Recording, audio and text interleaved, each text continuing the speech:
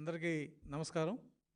ఈరోజు మాజీ state election commissioner Shri Nimmagadda Ramesh Kumar garu high court ఆదేశాల మేరకు గవర్నర్ గారిని కలవడం జరిగింది.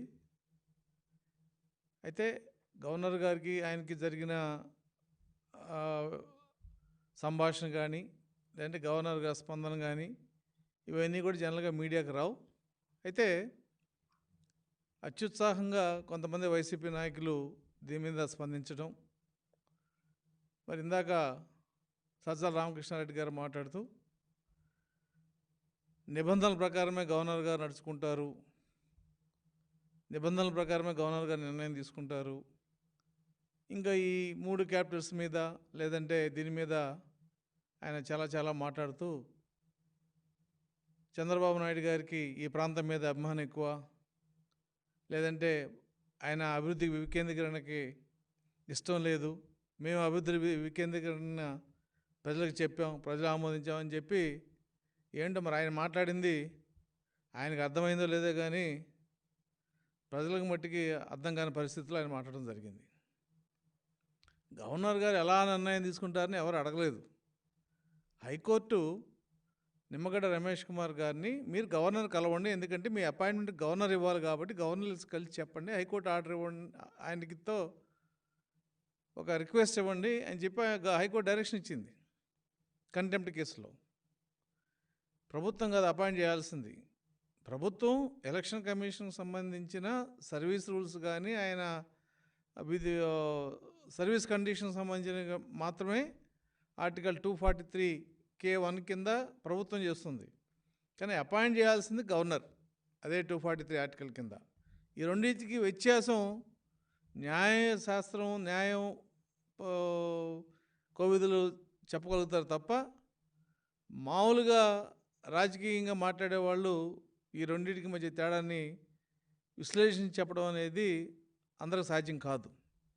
అయితే ఇందాక మాట్లాడుతూ Telugu Desam party stand, YSRCP party stand ఆయన మాట్లాడుతున్నప్పుడు చంద్రబాబు నాయుడు గారికి ఈ ప్రాంతం మీద అభిమానం లేదు, లేదా అభిమానం ఎక్కువ, ఇవి ఆయన మాట్లాడేవి. మిగతా ప్రాంతాల మీద అభిమానం లేదు. విశాఖపట్నంలో ఎగ్జిక్యూటివ్ క్యాపిటల్ పెడుతున్నాం, మేము పెడుతున్నాం, మీ అభిప్రాయం ఏంటి? మేము ఒకటే చెప్తున్నాం, క్యాపిటల్ అనే పదం లేదన్న ముఖ్యమంత్రిని భారతదేశంలో, అంటే రాజ్యాంగంలో క్యాపిటల్ అనే పదం లేదన్న ముఖ్యమంత్రి బహుశా భారతదేశ స్వతంత్రం వచ్చిన తర్వాత అది మీ ముఖ్యమంత్రి సజ్జల కృష్ణారెడ్డి గారు. ముందు ముఖ్యమంత్రి గారు కొన్ని చెప్పండి, రాజ్యాంగంలో ఉన్న కొన్ని అంశాలని, ముఖ్యమంత్రి గారు ఏ అంశాల మీద మాట్లాడాలి, ఎలా మాట్లాడాలి కొంత మీరు సీనియర్ పాత్రికేయుడిగా మీరు చెప్పండి. ఆ ముఖ్యమంత్రి వాళ్ళ 3 రాజధానులు ఉంటాయి అని చెబితే దానికి మీరు వంతపాడి దాని ఏదేదో అదొక పెద్ద కొత్త విషయంలాగా వాళ్ళు మాట్లాడతాం అనేది మరి ఎవరికి అర్థం కావట్లేదు. అసలు మీరు ఏం మాట్లాడుతున్నారో కూడా అర్థం కాని పరిస్థితుల్లో వాళ్ళు మీరు మాట్లాడారు.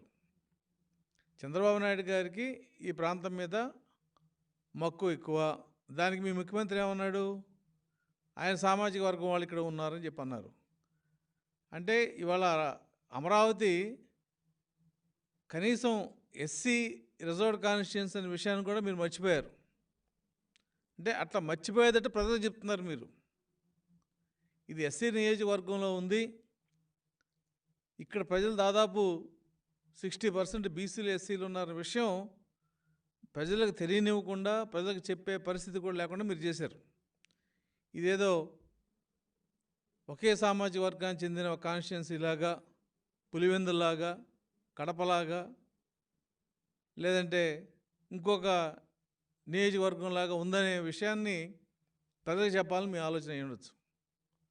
చంద్రబాబు నాయుడు గారికి ఏ ప్రాంతం అంటే ఇష్టం, లేదంటే ఏ ప్రాంతం మీద మక్కువ అనేది మీరుగా చెప్పాల్సింది, ఆ ప్రాంత ప్రజలు చెప్పాలి. ఏమనంటే మా 151 సీట్లు వచ్చినాయంటారు. 151 సీట్లు ఒక రాజకీయవేత్తకో లేదంటే ఇంకో దానికో ఒక ప్రమాణం అవుతే మరి ఎన్టీ రామారావు కూడా ఆ రోజు ఎన్ని సీట్లు వచ్చినా బస్సు మీరు చదువుకోండి. మీరు పాత్రికేయులు కాబట్టి నేను చెప్పాల్సిన పని లేదు. మరి ఆ ప్రభుత్వం ఉండాలి కదా, ఎందుకు మారింది? రాజీవ్ గాంధీ గారికి కూడా 424 సీట్లు వచ్చినాయి.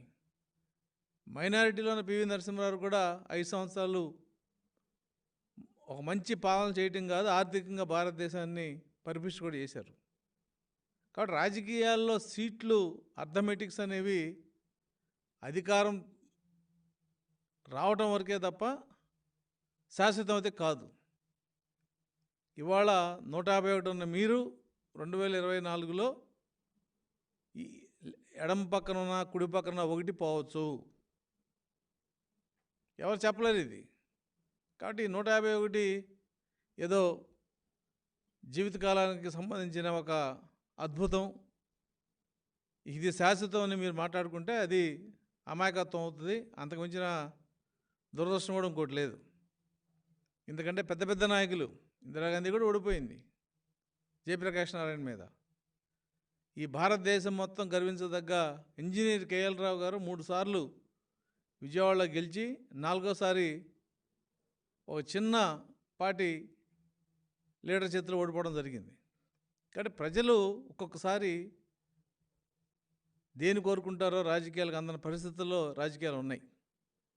ఇకపోతే విషయానికి వస్తే, అక్కడ మీరు పిల్ వేసినప్పుడు మీ అడ్వకేట్ జనరల్ గారు బిల్లుని సెలెక్ట్ కమిటీకి పంపించాం కాబట్టి మాకు సమయం కావాలి, దాని మీద సమాధానం చెప్పడానికని చెప్పి మీరు హైకోర్టులో అడిగిన మాట వాస్తవం కాదా? ఇక్కడ మీరేం చెప్తున్నారు? సెలెక్ట్ కమిటీ విధి విధానాలని రూపొందించలేదు, సెలెక్ట్ కమిటీ అనేది వాస్తవ రూపం దాల్చలేదు అంటున్నారు. ఎందుకు దాల్చలేదు సెలెక్ట్ కమిటీ వాస్తవ రూపం? మీరు సెక్రటరీని లోపరుచుకుని, సెక్రటరీని భయపెట్టి, లెజిస్లేటివ్ సెక్రటరీతో చైర్మన్ నిర్ణయం తప్పని రాయించిన పరిస్థితి భారతదేశంలో ఇది మొదటిది.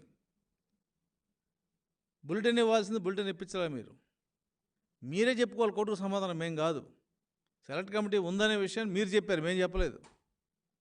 కాబట్టి సమయం కావాలన్నారు. మీరే కోర్టుకి ఏం చెప్పారు? లెజిస్లేటివ్ ప్రాసెస్ అయ్యేదాకా మేము ఎటువంటి యాక్షన్ తీసుకోమని చెప్పారు. లెజిస్లేటివ్ ప్రాసెస్ అంటే ఏంటి? సెలెక్ట్ కమిటీ ఉందని చెప్పారు కదా, మరి సెలెక్ట్ కమిటీలో అంశాలు ఏంటి? సెలెక్ట్ కమిటీ రిపోర్ట్ ఏంటి? ఇవన్నీ మీరు చెప్పాల్సిన బాధ్యత మీకు లేదా?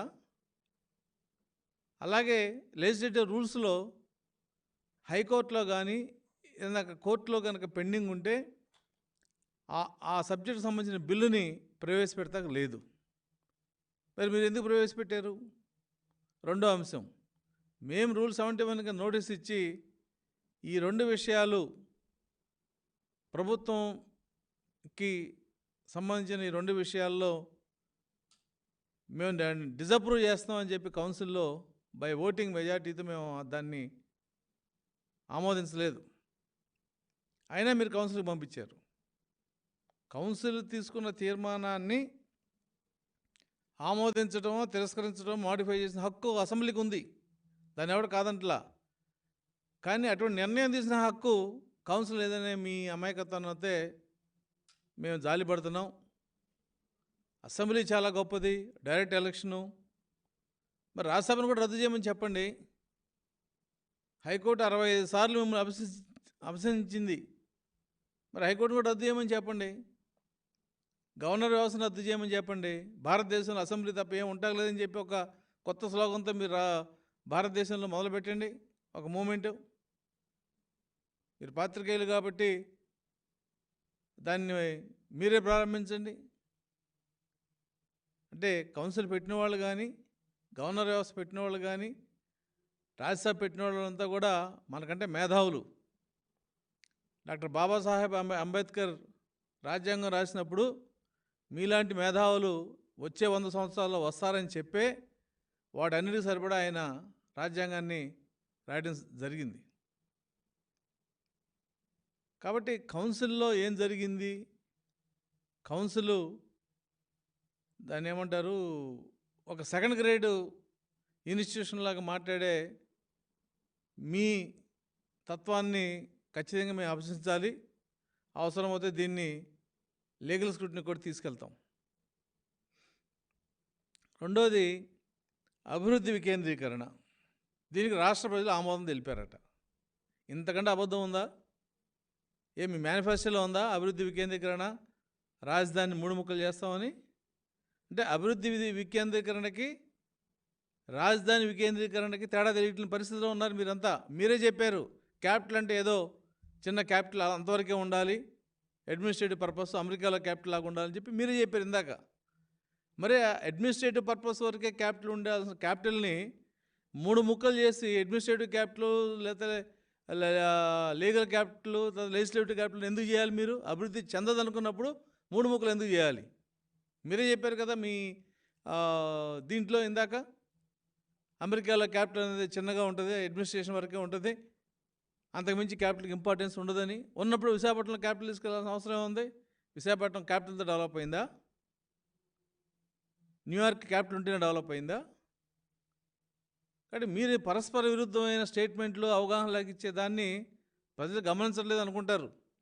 మీరు ఏదో ముఖ్యమంత్రి గారి పక్కన సలహాదారులుగానో పొలిటికల్ అడ్వైజర్గానో ఉంటే అది శాశ్వతం అనుకునే భ్రమలోంచి బట్టి బయటికి రండి. మీడియా మీద మాట్లాడతారు, ఈనాడు మీద ఏదో తీర ప్రాంతాల్లో ఫాల్ట్ లైన్ ఉంది, అది వాళ్ళు ఎందుకు వేయాలి అంటున్నాడు. వాళ్ళు ఒక పేపర్ పబ్లిష్ చేశారు, ఇచ్చారు. ఇవాళ ఫాల్ట్ లైన్ విశాఖపట్నం ఉందని మాత్రం విశాఖపట్నం ఖాళీ చేయమని ఎవరు చెప్పలేదే. ఎప్పుడో 70లో స్కై ల్యాబ్ల గురించి ఇలాగ రాశారు ఈనాడు వాళ్ళు. అసలు మీరు ఏం మాట్లాడుతున్నారు, అర్థమే మాట్లాడుతున్నారు, అర్థం కాక మాట్లాడుతున్నారు, మాకు అర్థం కావట్లేదు. స్కై ల్యాబ్ గురించి ఒక ఈనాడే రాశారా? ప్రపంచం అంతా కూడా అదొక పెద్ద మేనియాగా తీసుకున్నారు, అదొక ఫోబియాగా తీసుకున్నారు, sky lab sky lab sky lab అని. అయితే కొంతమంది చెప్పారు అది చాలా చిన్న వస్తువు, భూమి మీద పడ్డ ఏం కాదని. కాబట్టి దాని మీద అవగాహన లేకుండా ఆ రోజు మొత్తం ప్రపంచం అంతా కూడా, మీడియా అంతా కూడా స్కై ల్యాబ్ పడితే ఏదో జరుగుతుందనే ఒక ప్రచారం ఆ రోజు జరిగింది. దానికి ఏ మీడియా ఎగ్జామ్షన్ కాదు. అప్పుడు జరిగింది ఇప్పుడు తీసుకొచ్చి, అంటే మీరు చెప్పడం ఏంటంటే మీ ఉద్దేశం, ఆ ఫాల్ట్ లైన్ ఉందనేది ఈనాడు చెబితే ఇవాళ విశాఖపట్నానికి ఏదో డ్యామేజ్ జరుగుతుంది. హిమాలయాల్లో కింద భూమి పొరల్లో ఉన్న మార్పుల వలన ఈ క్రేటర్ మూమెంట్ వలన నేపాల్ నుంచి కింద భాగం అంతా కూడా భూకంపాలు వస్తాయని చెప్పి మన సెస్మిక్ జోన్లు చెప్పారు వాళ్ళు. ఢిల్లీకి కూడా విపత్తు ఉందని చెప్పారు. ఢిల్లీ ఆగిందా డెవలప్మెంటు? హైదరాబాద్కి కూడా ఇబ్బంది ఉందని చెప్పారు. హైదరాబాద్ డెవలప్మెంట్ ఆగిందా? ఎప్పుడో విపత్తు జరుగుద్ది. నేపాల్ పరిస్థితి ఏంటి వాళ్ళ తెలుసు. నేపాల్ ప్రజలకి భూకంపం ఇప్పుడు. జపాన్ పరిస్థితి ఏంటి తెలుసు వాళ్ళకి. మలేషియాలో అగ్నిపర్వతాలు ఉన్నాయి తెలుసు. ప్రమాదాలని, ఉపద్రవాలను తట్టుకునే విధంగానే వాళ్ళ జీవనశైలి ఉంటుంది. కాబట్టి వాళ్ళు దాన్ని ఏదో మేము బూచిగా చూపించి, అసలు మీరు ఎందుకు పోయి ఊరికి పడుతున్నారు దాని గురించి? లేదా తప్పని చెప్పండి మీ సైంటిస్ట్ ఎవరైనా, లేకపోతే మీరు వచ్చి ఒక సైన్స్ పేపర్లో వేసింది వాళ్ళు పబ్లిష్ చేశారు, అది తప్పని చెప్పించండి వేరే సైంటిస్టులను, లేకపోతే మీ సాక్షి సైంటిస్టులు ఉంటారు కదా కొంతమంది రాసేవాళ్ళు, చెప్పించండి. మీరు ఎందుకు ఇవాళ మీరు మీడియా ముందుకు వచ్చారు? ఏం చెప్పాలని మీడియా ముందుకు వచ్చారు? ఏం చెప్పారు? చంద్రబాబు నాయుడుకి ఈ ప్రాంతం మీద ప్రేమ ఎక్కువ. అసలు మీకు తెలియదేమో చంద్రబాబు నాయుడు గారు చిత్తూరు జిల్లా అని. ఆయన రాయలసీమ వాసే, మా కృష్ణా జిల్లా గుంటూరు జిల్లా వాసి కాదు ఆయన. ఈ జిల్లాకు సంబంధించి ఎన్టీ రామారావు గారికి అల్లుడు మాత్రమే ఆయన. బహుశా ఆయన అందుకే ఇక్కడ ఇల్లు కూడా కట్టుకోలేదేమో. కాబట్టి మీరు అభియోగాలు మోపే ముందు ఒక వేలు మా చూపిస్తే 4 వేళ్ళు మన వైపు చూపిస్తాయి. మీ జగన్ గారి లాగా బెంగళూరులో ఒక ప్యాలెస్, హైదరాబాద్లో ఒక ప్యాలెస్, ఇక్కడ ఒక ప్యాలెస్, అలాగే చెన్నైలో ఒక ప్యాలెస్, ఇలా ఎక్కడ కావాలి అక్కడ ప్యాలెస్ కట్టుకునే పరిస్థితి అందరు రాజకీయ నాయకులు కుదరదు. కాబట్టి ఒక అభియోగం చెప్పేటప్పుడు దాంట్లో ఉన్న లీగల్ ఇష్యూస్ కానీ వాస్తవాలు కానీ వాటిని విడమర్చి అర్థం చేసి చెప్పాలి తప్ప ఏదో మనకు భాష వచ్చని మాట్లాడితే అది చెల్లదు, ప్రజలు కూడా ఆమోదించరు. ఇవాళ క్యాపిటల్ బిల్లు గవర్నర్ దగ్గరికి వెళ్ళింది. గవర్నర్ ఆయన డెసిషన్ తీసుకుంటాడు. గవర్నర్ తీసుకోగానే అదేమి మన భూభ్రమణాన్ని మార్పు తీసుకొచ్చే నిర్ణయం కాదు అది. గవర్నర్ ఆమోదిస్తే బిల్ అవుతుంది. That can be challenge court of law. అదేం పెద్ద విషయం ఏం కాదు. ఇవాళ కంటెంప్ట్ వేస్తే రమేష్ కుమార్ గారు దాని మీద మీరు వెళ్ళారు కోర్టుకి, కంటెంప్ట్ తప్పు అని. అంటే ప్రభుత్వం ఎలా ఉందంటే ఒక సిటిజన్ కంటే కూడా ఘోరంగా కోర్టుకు వెళ్తుంది. కంటెంప్ట్ ఎందుకు వచ్చింది? రమేష్ కుమార్ గారిని మీరు గవర్నర్కి ప్రపోజల్ పంపించడం, మీరు అపాయింట్ చేయడానికి గవర్నర్ చాలా స్పెసిఫిక్గా చెప్పింది హైకోర్టు. ఆయనే కంటిన్యూ అవుతాడని. మీరు దాని మీద సుప్రీంకోర్టుకి వెళ్ళారు. సుప్రీంకోర్టు స్టే ఇవ్వలేదు. హైకోర్టు ఆర్డర్ అమలు చేయండి అని చెప్పారు. ఇప్పటివరకు అమలు చేయలే, అందుకు కంటెంప్ట్ వేశారు. మేము మా పిటిషను సుప్రీంకోర్టులో ఉంది కాబట్టి కంటెంప్ట్ అమలు కాదని మీరు వెళ్ళారు. కంటెంప్ట్ అమలు చేస్తే మీకు వచ్చిన నష్టం ఉంది. పోతే చీఫ్ సెక్రటరీనో దానికి సంబంధించిన సెక్రటరీసే పోతారు. మినిస్టర్లు ఎవరిని జైల్లో పెట్టరు కదా. రేపు తూర్పుగోదావరి జిల్లా ఐజీని, ఎస్పీని హైకోర్టు పిలిపించింది. 3 సార్లు డీజీని పిలిపించింది. 2 సార్లు చీఫ్ సెక్రటరీ వెళ్ళారు. ఏ రాష్ట్రంలో ఇంత అరాచకం ఉందా? మీరు రాజ్యాంగబద్ధం, రాజ్యాంగ విలువలు దీని గురించి మాట్లాడతారు. కాబట్టి ఒక విషయం మీద సమగ్రమైన అవగాహన లేకుండా మాట్లాడితే ఇలాగుంటుంది. మీరు పొలిటికల్ అడ్వైజరే, పాలిటిక్స్ చూసుకోండి. This is not politics. This is constitutional, legal and public issue. దాని మీద మాట్లాడాలంటే కొంత అవగాహన ఉండాలి. దాని మీద కొంత మనకి ఎక్సర్సైజ్ చేసి ఉండాలి. మీరు ఏం మాట్లాడినా ఒక సామాజిక వర్గానికి సంబంధించినట్టుగానో, లేదంటే మాకు 151 సీట్లు వచ్చినాయి కాబట్టి మేము ఏమైనా చేస్తే చెల్లుద్దనో అనేది ఆ 2 భావనలు మీ దాంట్లో బాగా స్పష్టంగా కనబడుతూ ఉంటాయి. రాయలసీమ మీద చంద్రబాబు నాయుడుకి ప్రేమ లేదా? కడప స్టీల్ ప్లాంట్ ఎవరు శంకుస్థాపన చేశారు? చిత్తూరులో సిసిటీ ఎవరు పెట్టారు? ఎవరు డెవలప్ చేశారు? ఇవాళ భారతదేశంలో ప్రతి 5 సెల్ ఫోన్లో ఒక సెల్ ఫోన్ చిత్తూరు నుంచి వస్తుంది. అనంతపూర్లో కియా ఫ్యాక్టరీ ఎవరు తెచ్చారండి? కృష్ణా జిల్లాలో పెట్టారా?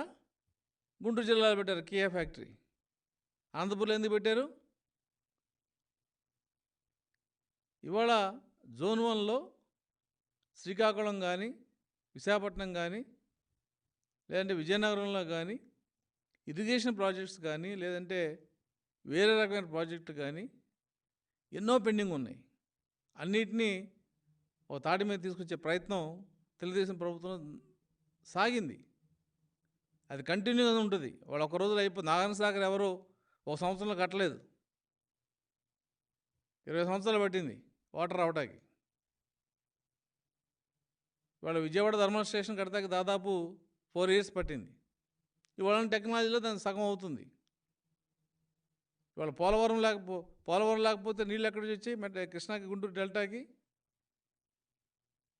ఒకప్పుడు మెడిటెక్ జోన్ని మీరు తిట్టారు, పోలవరాన్ని తిట్టారు. చేసిన శంకుస్థాపన మళ్ళీ చేస్తున్నారు.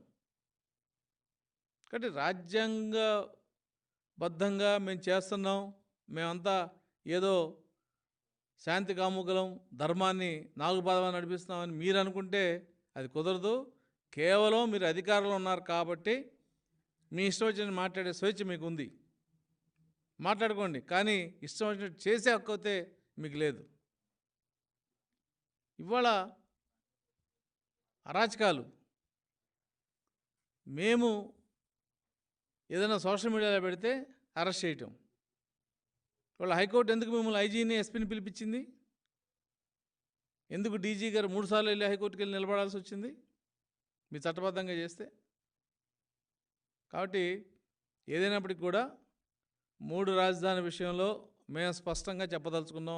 ఉన్న విషయం ఒకటే, ముందు రైతులకు మీరు సమాధానం చెప్పాలి, రైతులకు న్యాయం చేయాలి.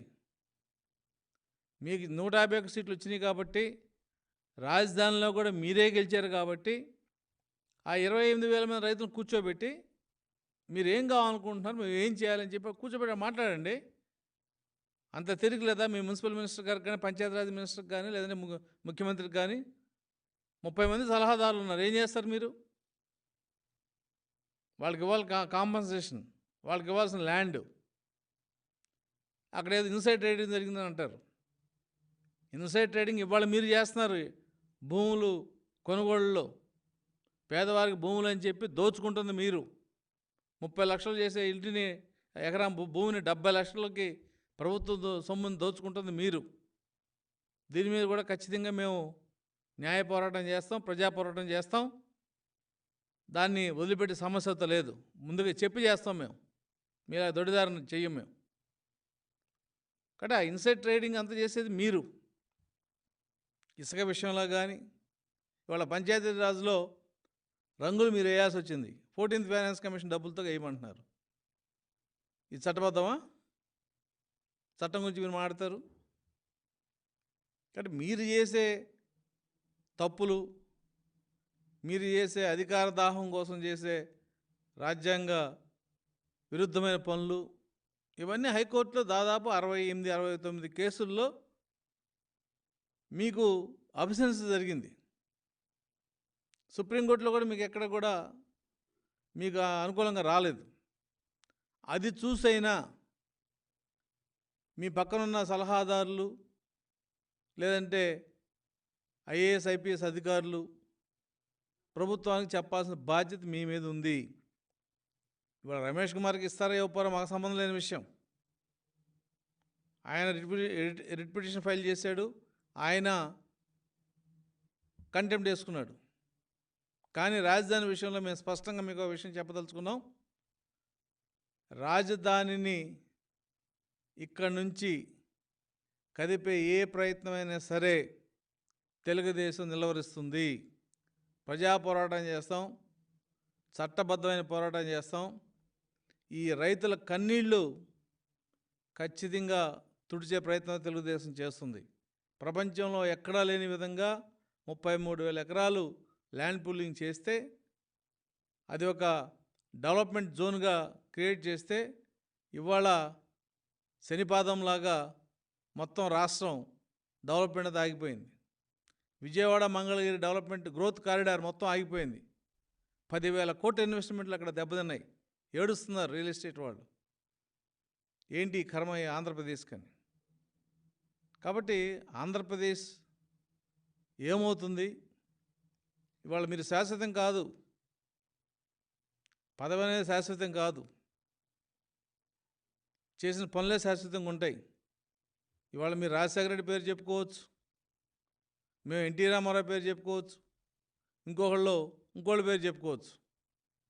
ఎందుకు ఈ పేరు చెప్పుకుంటున్నామంటే వాళ్ళు చేసిన మంచి పనులు, వాళ్ళు చేసిన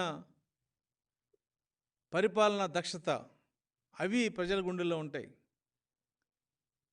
అందుకని వాళ్ళ పేరు శాశ్వతంగా ఉండిపోతాయి చరిత్రలో.